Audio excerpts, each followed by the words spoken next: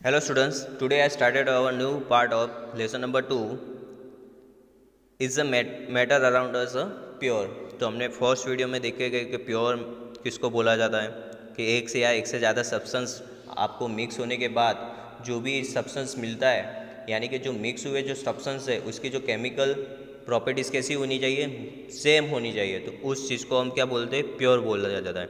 अभी जो भी सब्सटेंस मिक्स होते हैं तो मिक्स किसको बोला जाता है, तो मिक्स के दो टाइप्स है, एक तो होमोजेनियस और हिट्रोजीनियस। तो होमोजेनियस मिक्सर का हमने पढ़ के गए, उसका example sugar in water and salt in water. कि कोई भी आपको देख सकते मिक्स होने के बाद उसका पूरा का पूरा जो भी आपने अमाउंट ऑफ सब्सटेंस लिया है वो पूरा का पूरा वाटर के अंदर या कोई भी चीज़ के अंदर क्या हो जाना चाहिए, डिसोल्व होना चाहिए। तो उस मिक्सर को हम दो मिक्सर थे, होमोजेनियस और हिट्रोजीनियस। फिर हिट्रोजीनियस मिक्सर के भी हमने एग्जांपल पढ़ के गए, sodium chloride and iron Felix का मिक्सर, और सोल्ट एंड सल्फर का मिक्सर, और ऑयल एंड वाटर का मिक्सर। उसके बाद भी और भी ऐसे सॉल्यूशन है। ए एंड बी में देखो, यहाँ पर हमने एक सस्पेंशन, कोलोइडल सॉल्यूशन, उसके बाद सॉल्यूशन भी पढ़ के गए। व्हाट इज़ अ सॉल्यूशन किसको बोला जाता है, उसकी प्रॉपर्टीज़, उसके एग्जांपल का solution of a sugar in a water, कि जो शुगर के आप वाटर के अंदर शुगर डालोगे और पूरी की पूरी डिसोल्व हो जाएगी तो शुगर को क्या बोला जाता है, सॉल्यूट बोला जाता है, और वाटर को क्या बोला जाता है, सॉल्वनेंट बोला जाता है। कोई भी सॉल्यूशन के पास सॉल्वनेंट और सॉल्यूट दोनों होते हैं, ठीक है। फिर प्रॉपर्टीज ऑफ सॉल्यूशन, तो solution is a homogeneous mixture के सॉल्यूशन क्या है, होमोजेनियस मिक्सर है। फिर the particles of a solution are smaller than 1 mm in a diameter, यानी कि जो भी सॉल्यूशन के अंदर जो भी पार्टिकल्स है उसकी जो साइज है वो कितनी होती है, 1 mm डायमीटर की होती है। So then can not be seen by naked eyes, यानी कि हम उसको अपने आंखों से देख सकते नहीं है। Because of very small particle size they matter of a beam of light passing through a solution, so the path of the light not visible in a solution, यानी कि अंदर जो पार्टिकल्स की साइज है वो एकदम छोटी होती है, और उसके अंदर आप लाइट टॉर्च लाइट लगाओगे तो भी उसकी जो टॉर्च लाइट की पाथ है वो आपको दिखाई देगी नहीं, ठीक है। तो ये उसके प्रॉपर्टीज थे। अभी नेक्स्ट है 2.2.1 कॉन्सेंट्रेशन ऑफ अ सॉल्यूशन, यानी कि कॉन्सेंट्रेशन, उसके भी एग्जाम्पल कई बार एग्जाम में आते हैं, तो ये मोस्ट टाइम भी टॉपिक है। In activity 2.2, we observe the groups A and B obtain the different sets of a solution। हमने आकर एक 2.2 एक्टिविटी की थी, उसके बाद जो दो ग्रुप थे और दोनों ग्रुप के बाद जो सॉल्यूशन मिला है उसका जो सेट है वो कैसा है, डिफरेंट है। So we understand that in a solution the relative proportion of a solute and solvent can be varied, यानी कि जो भी हमें सॉल्यूशन मिला है उसका जो रिलेशन है वो किसके ऊपर होता है, सॉल्वनेंट और सॉल्यूनेंट के ऊपर डिपेंडेंट रहता है। Depending on the amount of solute present in a solution, solution के किसके ऊपर, जो कॉन्सेंट्रेशन ऑफ सॉल्यूशन यानी कि जो कॉन्सेंट्रेशन है वो किसके ऊपर डिपेंड रहता है, तो depending on the amount of a solute, यानी कि सॉल्यूट के अमाउंट ऊपर डिपेंड रहता है। It can be call a dilute, यानी कि जो कोई भी सॉल्यूशन है वो अमाउंट ऑफ सॉल्यूट के सॉल्यूशन के ऊपर डिपेंड रहने वाला सॉल्यूशन, उसको हम क्या बोलेंगे, डिल्यूट, यानी मन, डिल्यूट कॉन्सेंट्रेशन और saturated solution. Dilute and concentration are comparative terms in activity 2.2, the solution obtained by a group or dilute as a compared to the obtained by a group B, यानी कि group B का जो solution है उसके बाद जो group A का जो सॉल्यूशन है उसका कंपैरिजन करोगे तो पर ये क्या है, डिल्यूट है। क्यों डिल्यूट है, क्योंकि उसकी जो कॉन्सेंट्रेशन है वो क्या है, कम है, इस वजह से हम उसको डिल्यूट बोला जाता है। डिल्यूट यानी मंद, उसकी जो कॉन्सेंट्रेशन रिएक्टिविटी होगी वो क्या होगी, कम होगी।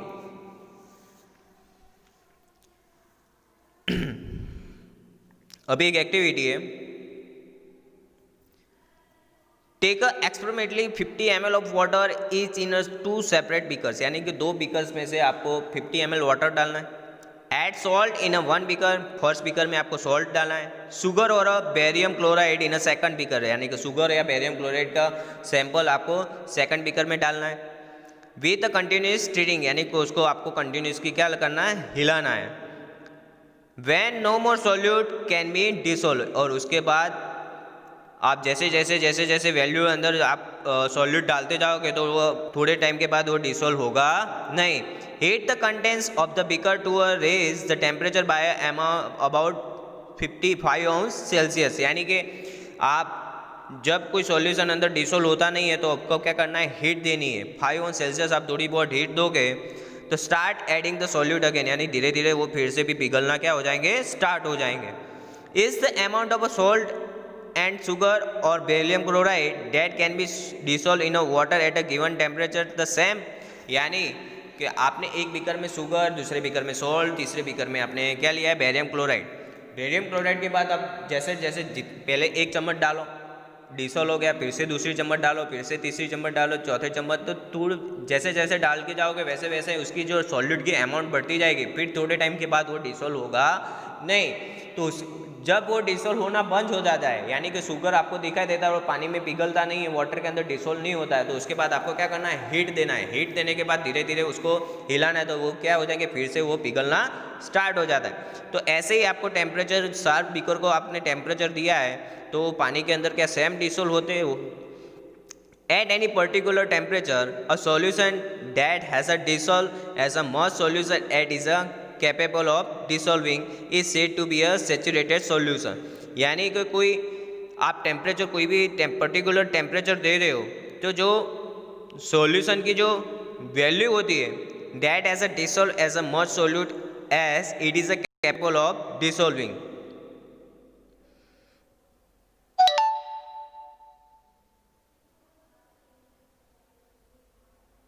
यानी कि जो सॉल्यूशन की जो डिसॉल्विंग की जो कैपेसिटी है, उसकी कैपेसिटी सॉल्यूशन की हो और पूरा का पूरा सॉल्यूट मिक्स डिसॉल्व हो जाता है, तो उस सॉल्यूशन को हम क्या बोलेंगे, सैचुरेटेड सॉल्यूशन बोला जाता है। In other words, when no more solute can be dissolve in a solution at a given temperature, it is called a saturated solution, यानी कि जब कोई सॉल्यूट अंदर सॉल्यूशन के अंदर डिसॉल्व नहीं होता है और आप टेम्परेचर देते हो, तो उस सॉल्यूशन भी क्या बोला जाता है, सैचुरेटेड सॉल्यूशन बोला जाता है। सैचुरेटेड सॉल्यूशन इसको बोला जाता है कि जो जब कोई सब्सटेंस सॉल्यूट डिसॉल्व होता, सॉल्यूशन के अंदर पिघलता नहीं है, तब आप हीट देते हो, तो हीट देने के बाद वो फिर से क्या हो जाएगा, डिसॉल्व होना स्टार्ट हो जाएगा, तो उस सॉल्यूशन को हम क्या बोलते हैं, सैचुरेटेड सॉल्यूशन बोला जाता है। The amount of the solute present in the saturated solution at the temperature is called solubility.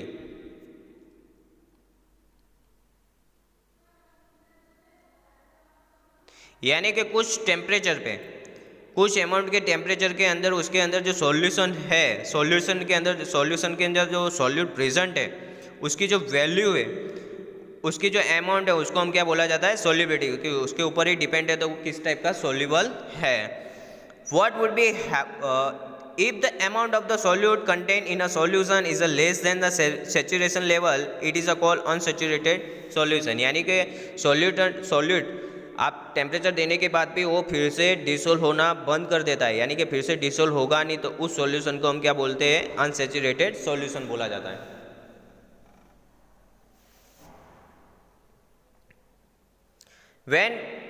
What would happen if you were to take saturated solution at a certain temperature and cool it slowly, यानी कि आपने जब heat देने के बाद जो भी आपको सैचुरेटेड सॉल्यूशन मिला है, सैचुरेटेड सॉल्यूशन या अनसैचुरेटेड सॉल्यूशन जो भी मिला है आपने सैचुरेटेड सॉल्यूशन, फिर धीरे धीरे उसको क्या करना है, कूल डाउन करना है। कूल डाउन होने के बाद क्या देखना है कि क्या हो रहा है उसके अंदर। तो we can infer from the above activity that the different substances at a given solvent and have a different solubility at the same temperature. The concentration of a solution is the amount of a solute present in a given amount of a solution or the amount of a solution dissolved in a given mass और volume of a solvent, यानी कि एक concentration का एक formula है, concentration of solution is equal to amount of solute divide amount of solution, और amount of solute divide by amount of solvent, यानी कि कॉन्सेंट्रेशन की सॉल्यूशन की आपको कॉन्सेंट्रेशन आपकी जानना और आपको फाइंड करना है। तो उसका एक एग्जांपल है कि अमाउंट ऑफ सॉल्यूट का कितना अमाउंट है और सॉल्यूशन का कितना अमाउंट लिया है, उसको आपको डिवाइड करना है, तो आपको कॉन्सेंट्रेशन ऑफ सॉल्यूशन मिल जाएगा। There are various ways expressing the concentration of solution, but there he will learn of two methods.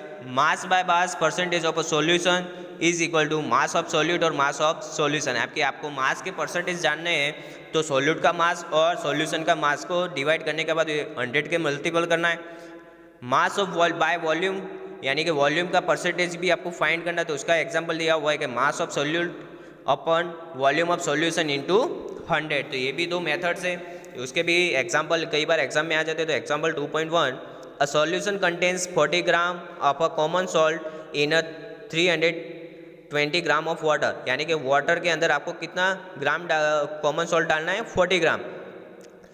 तो 40 ग्राम डालना है, तो calculate the concentration in terms mass by mass percentage of a solution, यानी कि mass by mass percentage का solution का formula क्या है, mass of solute and mass of solution. तो देखो यहाँ पर मास ऑफ सॉल्यूशन क्या है कि मास ऑफ सॉल्यूशन वही होता है कि जो आपने सॉल्यूशन मिला है, तो आपने पहले क्या लिया होता है, वाटर लिया होता है, उसके अंदर आपने कॉमन सॉल्ट डाला है, तो वाटर कितना डाला है, वाटर की वैल्यू कितनी है 320 ग्राम, और कॉमन सॉल्ट की वैल्यू, कॉमन सॉल्ट की अमाउंट कितनी है 40 ग्राम। तीन दोनों का एडिशन करोगे तो हम कितना मिलेगा, mass of solution 360 gram solution हमें मिलेगा। अभी देखो यहाँ पर मास परसेंटेज बाय सॉल्यूशन, मास का हम परसेंटेज फाइंड करते हैं सॉल्यूशन का, तो उसका एग्जांपल है कि मास ऑफ सॉल्यूट। तो मास ऑफ सॉल्यूट कितना है कि हमने वाटर के अंदर क्या डाला था, कॉमन सॉल्ट, तो उसकी मास लेना है, तो उसकी मास कितनी है 40 ग्राम, और मास ऑफ सॉल्यूशन हमें कितना मिला है 360 ग्राम इंटू 100। अभी आप यहाँ पर देख सकते हो 0 0 कट कर लो, 9 4 जा 36 होते हैं, 4 4 कट हो जाएंगे, और 100 को 9 से डिवाइड करोगे तो मास ऑफ परसेंटेज कितना आएगा 11.1%। तो ये था हमारा एग्जाम्पल 2.1 कि कॉन्संट्रेशन ऑफ मास किस तरह से फाइंड होता है। ठीक है।